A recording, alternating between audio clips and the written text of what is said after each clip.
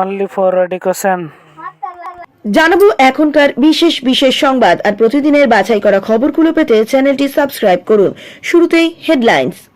আগে কেন বলেননি? শাহজাহানের সঙ্গে ঘনিষ্ঠতার কথা উল্লেখ করে শুভেন্দুকে তোপ অভিষেকের। সন্দেশখালীর ঘটনায় নন্দীগ্রাম সিঙ্গুরকে ট্রেনে রাজ্যকে নিশানা ফ্যাক্ট ফাইন্ডিং টিমের। মারের ভয়ে সিভিক পুলিশের বাড়িতে লুকিয়ে 5 ঘন্টা, সন্ধ্যায় আটক শাহজাহান ঘনিষ্ঠ তৃণমূল নেতা অজিত। দেশের দীর্ঘতম কেবল ব্রিজ সুদর্শন সেতু উদ্বোধন করলেন প্রধানমন্ত্রী নরেন্দ্র মোদী। সন্দেশখালীর সভা দিয়েই ব্রিগেড সমাবেশের প্রস্তুতি শুরু তৃণমূলের, ঘোষণা মন্ত্রীর। দিল্লি থেকে নির্দেশ পেয়ে সন্দেশখালী ইস্যুকে জিয়ে রাখার চেষ্টা করছে বিরোধীরা, অথচ একসময় সন্দেশখালীর দৌর্দণ্ড প্রতাপ শেখ শাহজাহানের সঙ্গে ঘনিষ্ঠতা ছিল শুভেন্দু অধিকারীর। সন্দেশখালীকে কেন্দ্র করে বিরোধী দলনেতার সক্রিয়তা নিয়ে রবিবার এই ভাষাতেই তোপ দাগলেন তৃণমূলের সর্বভারতীয় সাধারণ সম্পাদক অভিষেক বন্দ্যোপাধ্যায়।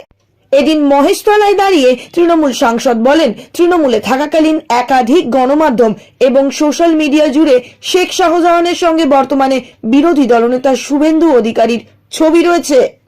এমন মন্তব্য করে তৃণমূলে থাকাকালীন শুভেন্দুর সঙ্গে মোস্ট ওয়ান্টেড শাহজাহানের যোগসূত্রিতার দাবি করেছেন ডায়মন্ড হারবারের সাংসদ অভিষেক। এই দিন বলেন, আমি ধরে নিলাম তখন তৃণমূল ছিলেন বলে আপনি বলতে পারেননি, কিন্তু আমার প্রশ্ন 2020 সালে আপনি বিজেপিতে যোগদান করেছেন, তখন কেন বলেননি? 2021 কিংবা 22 সালে এখন এসে তখনও কেন আপনি বলেননি? লোকসভা নির্বাচনের আগে এসে আপনি সন্দেশখালী নিয়ে চারিদিকে অশান্তি ছড়ানোর চেষ্টা করছে বিরোধীরা, দাবি অভিষেকের। গ্রাম এবং সিঙ্গুরের সময় কি কি ঘটনা ঘটেছিল তা সবাই জানে। বাংলার মানুষকে বলা হয়েছিল রাজনৈতিক পালাবদল হলেই সবকিছু বন্ধ হয়ে যাবে। তারপর এখন কি হচ্ছে সেটা তো দেখাই যাচ্ছে। সন্দেশখালীর ঘটনাকে কেন্দ্র করে এভাবেই কড়া সমালোচনা করলো high power fact finding committee. সন্দেশখালীতে মহিলাদের উপর নির্যাতন হয়েছে, লঙ্ঘিত হয়েছে মানবাধিকার, একাধিকবার এই ধরনের নানান অভিযোগ উঠেছে। তা খতিয়ে দেখতে fact finding committee of human rights ভায়োলেশনের অন্তর্গত একটি উচ্চ পর্যায়ের দল 2 দিনের রাজ্য সফরে আসে। 6 সদস্যের সেই টিম রবিবার সন্দেশখালী যাওয়ার চেষ্টা করলেও পুলিশ তাদের ভোজের হাটে আটকে দেয়। পুলিশের সঙ্গে একাধিকবার কথার পরেও অবশেষে তাদের আটক করে লালবাজারে নিয়ে আসা হয়। এরপর বন্ডে সই করে ছেড়ে দেওয়া হয়। তারপর সন্ধ্যায় সাংবাদিকদের মুখোমুখি হন তারা। সাংবাদিক বৈঠকে তারা এদিনে সন্দেশখালী যাওয়ার সময়ে পুলিশি বাধার কথা তুলে ধরেন। এই প্রসঙ্গে ফ্যাক্ট ফাইন্ডিং টিমের সদস্যরা বলেন, আমরা সন্দেশখালী যাচ্ছিলাম, পুলিশ আমাদের আটকায়। ওরা যুক্তি দেয় ওখানে 144 ধারা লাগু আছে বলে যাওয়া যাবে না। আমরা বলি এখানে 6 জন আছেন, তার মধ্যে 2 জন মহিলা, আমাদের শুধু মহিলা সদস্যদের যেতে দিন অন্তত পক্ষে। ভোজেরহাটে 2 IPS অফিসার আমাদের আটকান। আমরা বলেছিলাম আমাদের আটকানোর কারণ কি? ওখানে তো মন্ত্রী বিধায়করা গিয়ে ভিড় করেছেন। হঠাৎ করেই পুলিশ মরিয়া হয়ে আমাদের পুলিশ ভ্যানে তোলে, তারপর আমাদের লালবাজারে আনা হয়। মাথার ওপর থেকে দলের হাত সরতেই শাহজাহান ঘনিষ্ঠ তৃণমূল নেতা অজিত মাইতিকে আটক করল পুলিশ। গণরোষ থেকে বাঁচতে দীর্ঘ প্রায় 5 ঘন্টা গ্রামেই এক মজুর অঞ্চলের প্রভাবশালী এই তৃণমূল নেতার গ্রেপ্তারি চেয়ে রবিবার তার বিরুদ্ধে ক্ষোভ উগড়ে দেয় মহিলারা। ঝাঁটা লাঠি হাতে নিয়ে তাকে ধাওয়া করেন অনেকেই। জনরোষের মুখে পড়ে শেষে কোনো রকমে পালিয়ে বেরমজুর গ্রামের ওই সিভিক ভলেন্টিয়ারের বাড়িতে ঢুকে পড়েন অজিত। বারবার তাকে সেখান থেকে বেরিয়ে আসার কথা বলা হলেও মার খাওয়ার ভয়ে সেই সাহস পাননি অজিত। শেষমেশ পুলিশ তৃণমূলের প্রাক্তন অঞ্চল সভাপতি অজিত মাইতিকে আটক করে পরিস্থিতি সামাল দেয়। এই অজিত মাইতির বিরুদ্ধেই জোর করে জমি দখল এবং জুলুমবাজির অভিযোগ তুলেছেন গ্রামের মহিলারা। সেই অভিযোগ ঘিরে এদিন সকাল থেকেই দফায় দফায় বিক্ষোভে উত্তাল হয়েছে সন্দেশখালীর বেরমজুর অঞ্চল। স্থানীয় সূত্রে খবর, 2021 সালের বিধানসভা নির্বাচনের পর অজিত মাইতি তৃণমূলে যোগ দেন। এরপরেই শাহজাহান এবং তার ভাই সিরাজ উদ্দিনের কাছে মানুষ হয়ে ওঠেন।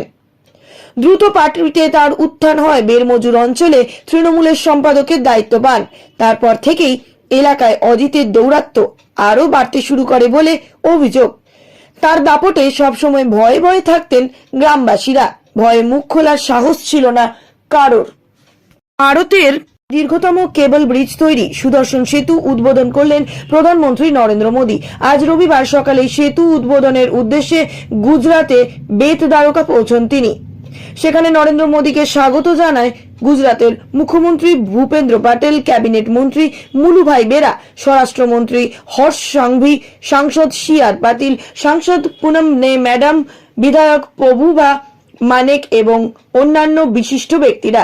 বট দ্বারকায় প্রধানমন্ত্রী মোদী শাস্ত্রীয় আচার মেনে দ্বারকাধীশের পুজো করার পাশাপাশি একটি প্লেট অর্পণ করেন।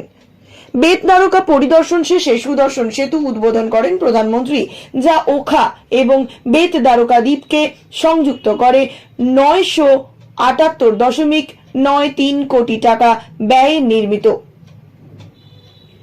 উদ্বোধনের পর প্রধানমন্ত্রী সেতুটি পরিদর্শন করেন। এটি ওখা এবং বেত দ্বারকার মধ্যে ঐতিহ্যবাহী নৌকার রুট প্রতিস্থাপন করবে, যা সাধারণত ব্যবহার করেন তীর্থযাত্রী এবং স্থানীয়রা ব্যবহার করে।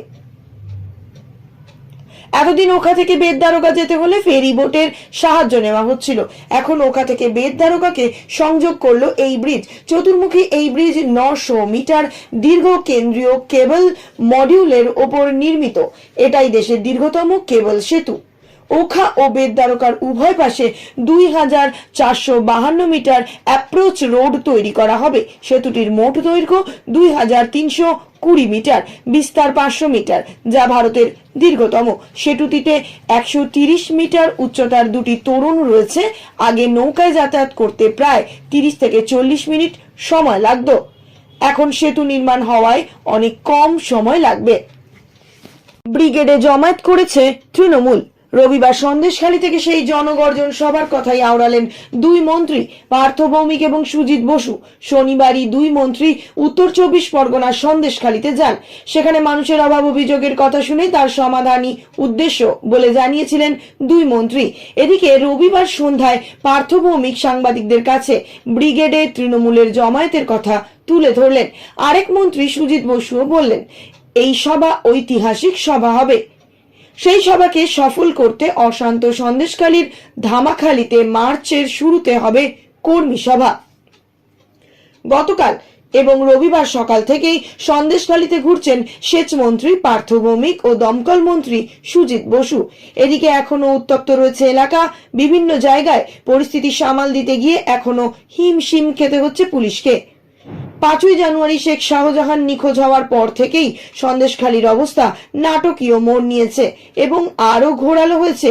এমনকি এলাকার আইন শৃঙ্খলা ফিরিয়ে আনতে 21শে ফেব্রুয়ারি বুধবার সেখানে গিয়েছেন স্বয়ং ডিজিপি রাজীব কুমার। তিনিও রাস্তায় ঘুরেছেন, রুট মার্চ করেছেন। সেই রেশ কাটতে না কাটতেই রবিবার তৃণমূল 10ই মার্চ ব্রিগেড সমাবেশের কথা ঘোষণা করেন। আর আজ সন্দেশখালী সফর শেষে এলাকা ছাড়ার আগে পার্থ ও সুজিত দুজনেই ব্রিগেড সমাবেশের ওপর জোর দিলেন। FM radio news.